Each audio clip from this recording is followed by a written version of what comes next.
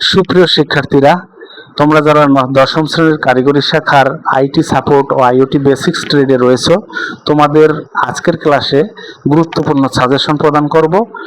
ভিডিওর শেষ পর্যন্ত সবাই সাথে থাকবা এবং আশা করি তোমাদের এই এক ভিডিওর মাধ্যমেই তোমাদের পরীক্ষার প্রস্তুতি 90% থেকে 100% হয়ে যাবে।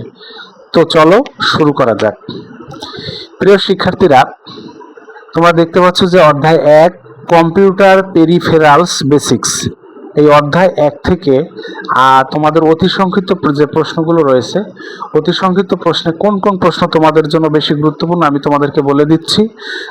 দেখো এখানে আছে গ্রাফিক্স কার্ডে কয় ধরনের পোর্ট থাকে, এই প্রশ্নটা তোমরা পড়ে নিবা। এই যে 4 নম্বর প্রশ্নটি, গ্রাফিক্স কার্ডে কয় ধরনের পোর্ট থাকে, এই প্রশ্নটা পড়বা। তারপর দেখো 6 নম্বর প্রশ্ন, এখানে 6 নম্বর প্রশ্ন কম্পিউটারের স্পেসিফিকেশন বলতে কি বোঝায়, এই প্রশ্নটা কিন্তু বারবার পরীক্ষায় আসছে।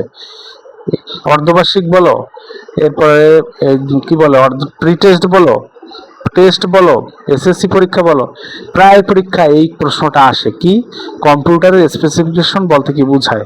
অথবা প্রশ্নটা এরকমও আসে যে কম্পিউটারের পেরিফেরালস কি, অর্থাৎ পেরিফেরালস আর স্পেসিফিকেশনস দু একই জিনিস। এটা কিন্তু দেখো বাকাশিব অর্থাৎ বাংলাদেশ কারিগরি শিক্ষা বোর্ডের যে এসএসসি পরীক্ষা, সেটা কিন্তু 2019 সালে এসছে, 24 সালে এসছে, 12 সালে এসছে, 13 সালে এসছে, 17 সালে এসছে, 18 সালে এসছে, 21 সালে এসছে।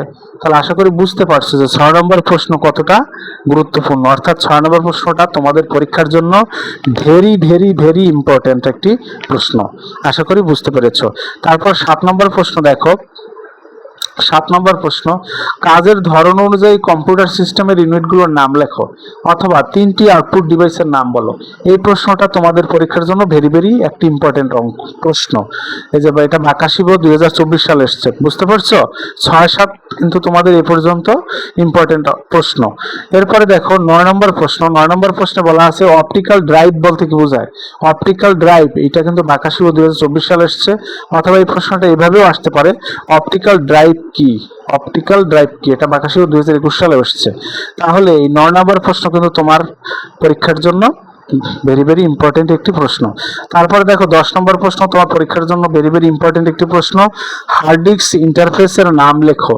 এটা বাকাশিব 11-14 তে এসছে। এরপরে বর্তমান বাজারে প্রচলিত হার্ড ডিস্কের আরপিএম উল্লেখ করো, এই প্রশ্নটা তোমরা পরীক্ষার জন্য পড়তে পারো। তারপরে 12 নম্বর প্রশ্ন তোমরা পড়বে পরীক্ষার জন্য, মাল্টিমিডিয়া কিবোর্ডে অতিরিক্ত কি কি বাটন থাকে, এই প্রশ্নটা তোমরা অবশ্যই পড়বা। এরপরে দেখো তোমাদের জন্য অত্যন্ত গুরুত্বপূর্ণ একটা প্রশ্ন হচ্ছে 13 নম্বর প্রশ্ন, অত্যন্ত গুরুত্বপূর্ণ অর্থাৎ ভেরি ভেরি ভেরি ইম্পর্টেন্ট একটি প্রশ্ন হচ্ছে 13 নম্বর প্রশ্ন, সেটা কি ইউপিএস এর কাজ কি, অথবা ইংরেজিতে লেখা থাকতে পারে ইউপিএস এর কাজ কি, অথবা ইউপিএস ব্র্যাকেটে ইংরেজিতে ইউপিএস এর কাজ লেখো, এরকম আসতে পারে। দেখো এটা 20 সালে আসছে, 21 সালে আসছে, 2024 সালে আসছে। তাহলে এই 13 নম্বর প্রশ্ন তোমাদের পরীক্ষার জন্য অত্যন্ত গুরুত্বপূর্ণ একটি প্রশ্ন, আশা করি সবাই বুঝতে পেরেছো। এরপরে দেখো 18 নম্বর প্রশ্নটা তোমাদের প্রি টেস্ট, টেস্ট এবং এসএসসি পরীক্ষার জন্য খুবই খুবই গুরুত্বপূর্ণ একটি প্রশ্ন, খুবই গুরুত্বপূর্ণ একটি প্রশ্ন 18 নম্বর প্রশ্নটি। দেখো আমি একটু তোমাদেরকে স্পষ্ট করে দেখানোর চেষ্টা করতেছি। দেখো 18 নম্বর প্রশ্নটা আছে পূর্ণ নাম লিখো, ডিভিডি, এসএটিএ, ডিডিআর, ইউএসবি, সিএআরটি বা কার্ড বলতে পারো, এলজিএ, ইউপিএস, আরপিএম, এভিজি, এনজিএ, তারপরে হচ্ছে পিএটিএ। এই প্রশ্নগুলো তোমাদের পরীক্ষায় প্রায় আসে। এই প্রশ্নটা বাকাশিব 2021 সালের প্রশ্ন আসছে।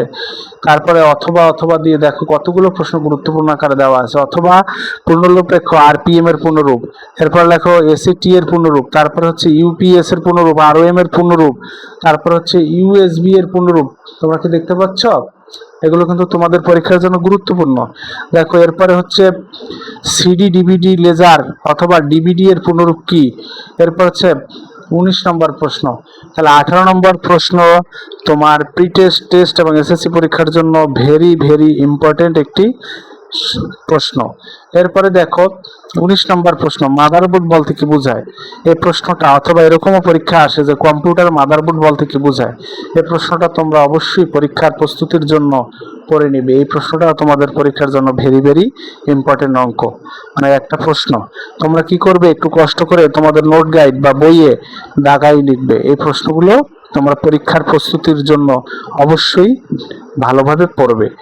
এরপরে দেখো 20 নম্বর প্রশ্ন আছে কি, 20 নম্বর প্রশ্ন তোমাদের অত গুরুত্বপূর্ণ না।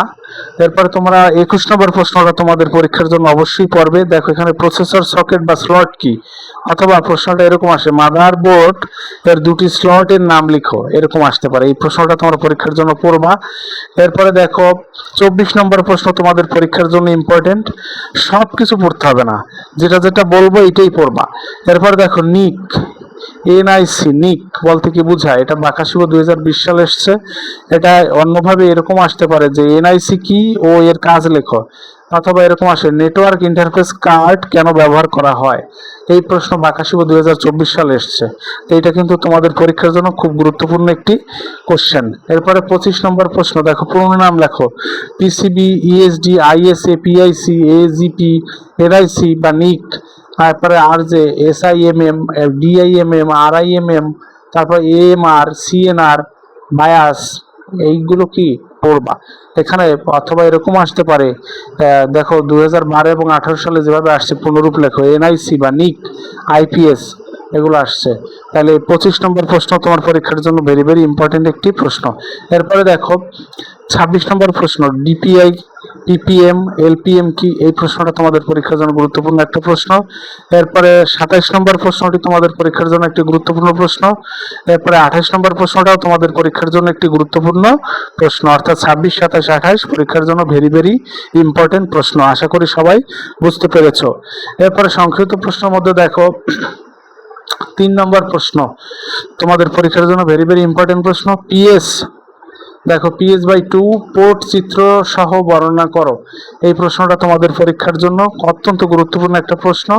এরপরে 6 নম্বর প্রশ্ন, সিআরটি মনিটরের বৈশিষ্ট্য লিখো। এই প্রশ্নটা তোমার পরীক্ষার জন্য প্রস্তুতি নিবে।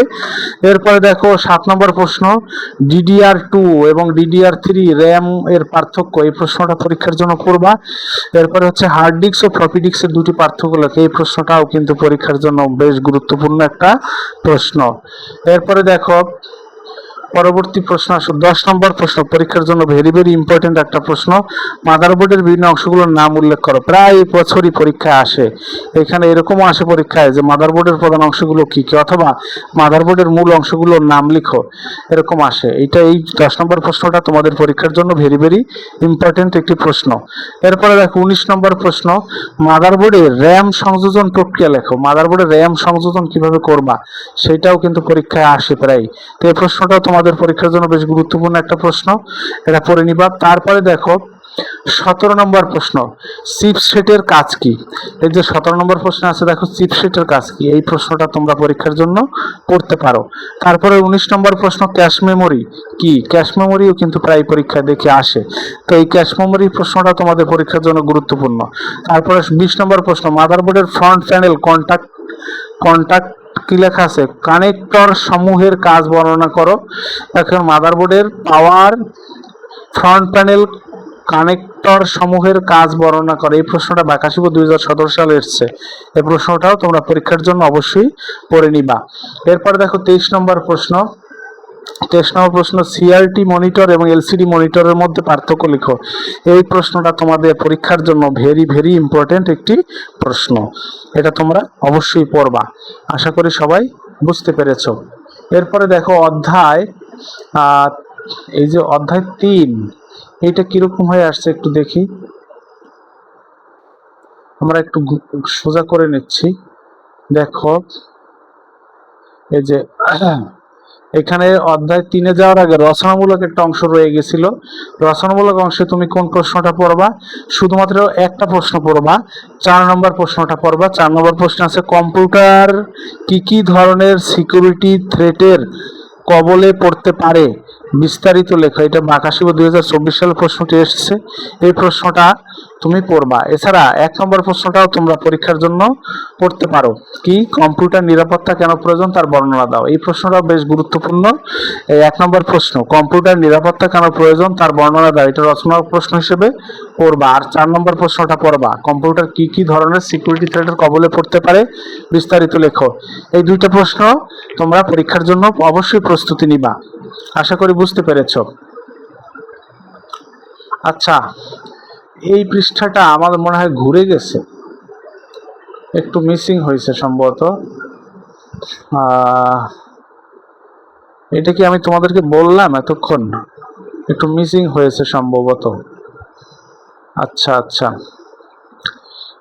আচ্ছা, ওই দ্বিতীয় অধ্যায়ের রচনামূলকের কথা বললাম, এখন তৃতীয় অধ্যায় আমরা তৃতীয় অধ্যায়টা একটু দেখি। হ্যাঁ, এখন এটা আসলে একটু রোট হয়ে গেছিল, তো ঘুরে গেছিল। তো অধ্যায় 3-এ চলে আসি। আমরা কি অধ্যায় 2 আলোচনা করেছিলাম? সম্ভবত অধ্যায় 1-এর পরে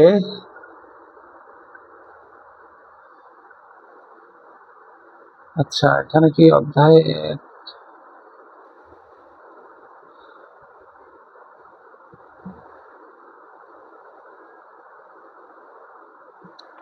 আচ্ছা, আমাদের মনে হয় একটু মিসিং হয়েছে। তো আজকের ক্লাসে আমি এই প্রথম অধ্যায়টা তোমাদের গুরুত্বপূর্ণ সাজেশনটা দিয়ে দিলাম। প্রথম অধ্যায়ের ট্রেড 1, এখানে প্রথম অধ্যায়ের যে সাজেশনটা দিয়ে দিলাম, এটা আসলে একটু সাজিয়ে নিতে হবে। তো এই প্রথম অধ্যায়টা মোটামুটি তোমরা দাগিয়ে নাও, প্রথম অধ্যায়টা প্রস্তুতি নিতে থাকো।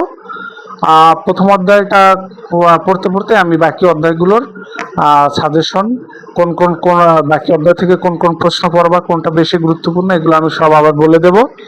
তো সে পর্যন্ত যেহেতু প্রথম অধ্যায়টা আমি তোমাদেরকে বলেছি, প্রথম অধ্যায়ের এই যে প্রশ্নগুলো বেশি গুরুত্বপূর্ণ, সেই প্রশ্নগুলো তোমরা একটু কষ্ট করে দাগিয়ে পড়ে ফেলো। এই পড়ার মধ্যেই আমি সম্পূর্ণ বইয়ের বাকি অধ্যায়গুলোর গুরুত্বপূর্ণ প্রশ্নের সাজেশন আমি একটু গুছিয়ে তোমাদেরকে দিয়ে দেব। তো সবাইকে এতক্ষণ সাথে থাকার জন্য ধন্যবাদ জানাচ্ছি। ধন্যবাদ সবাইকে।